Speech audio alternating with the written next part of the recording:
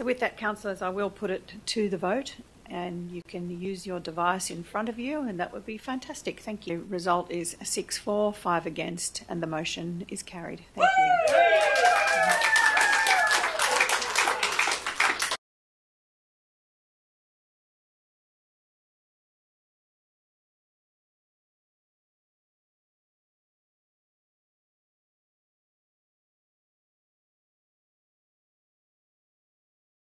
Community is incredibly important to me, and as it is to many of you, and to all of those who continue to show up for a whole range of community events. I have been incredibly privileged to meet this group of people, which I would not have met previously. I feel like it has been a very enriching part of my life and has opened up my knowledge of community. Getting on the rest of the man and woman, dressed in the fashion of years ago. But it's just... Well, it virtually started in 2007 when a fellow worker at the Jervis Bay Maritime Museum, we talked about they were going to sell the church, the Huskisson Church, and we became concerned about it. So we went to the papers. At that time I didn't know too much about what I should do, but we went to the papers, and there's an article in the South Coast Register about the church and the two of us together. That was Helen Rutley. But after that, the church put around a message to send out to all of the parishioners that the church was not for sale. The Heritage Association first offered a petition with about 3,000 signatures to the council in mid-2018 and made community applications to the New South Wales Heritage Council well before the finalisation of the purchase of the land by the private owners in mid-2021. The owners knowingly bought a graveyard on land zoned for religious purposes, and this looks very much like a case of buyer beware. The cost of things, which is the concern of the owners, and the value of things are two very different things, and as we see it, this land is invaluable. Well, it all began when I was walking home from the beach one day, and a little angel on my shoulder said, "What's happening at the church? I've not heard the bells ringing, I've not heard the birds singing."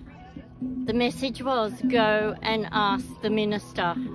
I had no idea the history that sits on this land, but I'm so glad I listened to that little angel.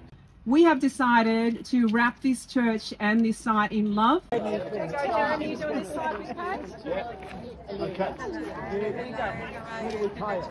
Anywhere you can.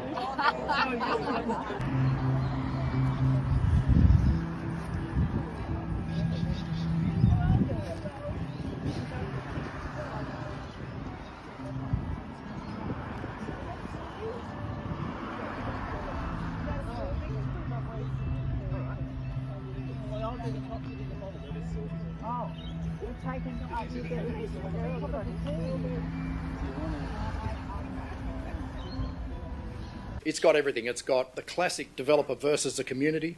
It's got an old church that's steeped in local history. It's got deep, deep First Nations heritage. It's got environmental issues, and it's got an on-again, off-again, on-again, off-again heritage listing that spans decades. And there's millions of dollars at stake. An international church that needs the money. It's got everything. Back in the day, we should say, before Europeans arrived in Booderee, the hill on which the church sits was the highest vantage in the area. As was common, Aboriginal graves and elders were celebrated in these areas.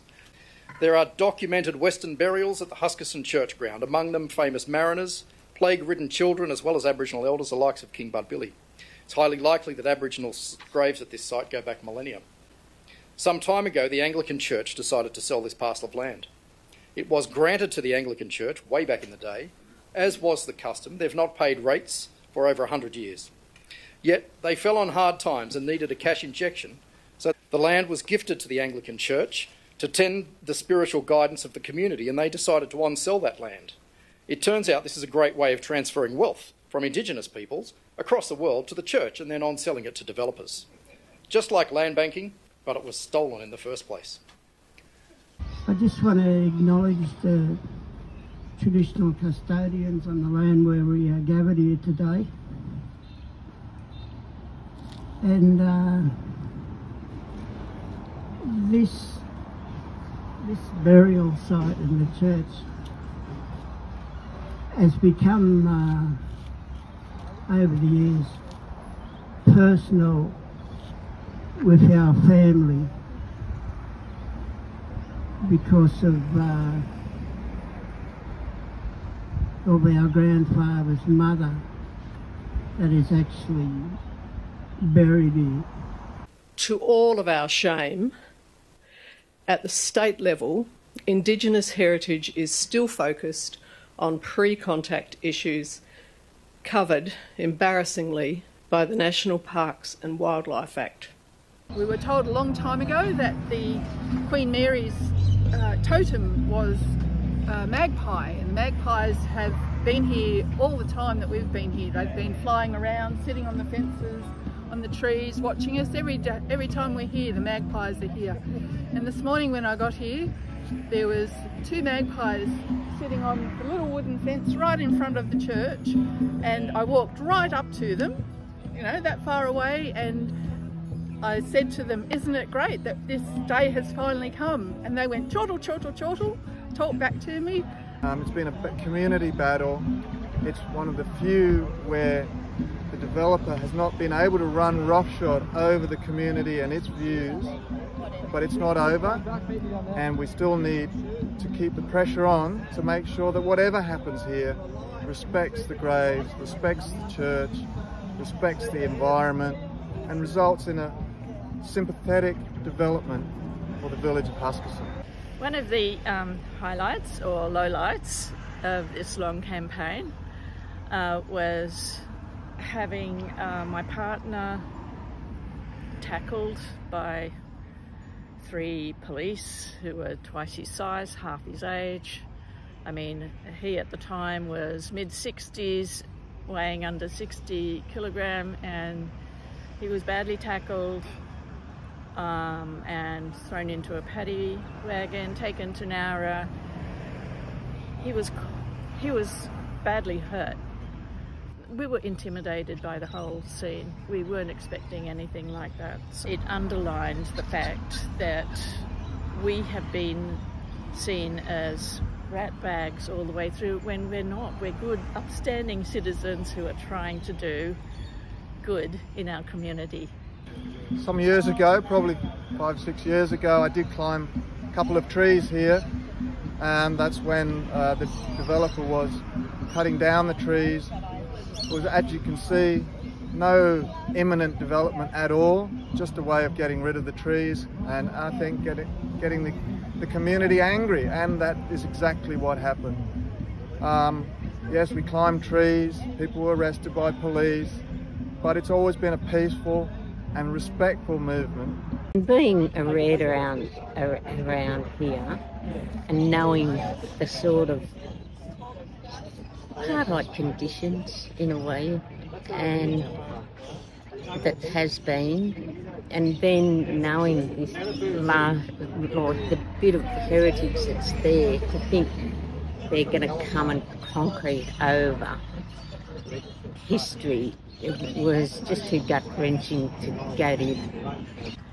I've had a lot of people come and say they're sorry that they didn't put in more over the 5 years, and I just want to say we wouldn't have kept going if we didn't know there was so much support out there for us. Where we go from here, we're now taking suggestions. We're also looking for benefactors, someone who'll buy the site, maybe government, and make it into a real community space.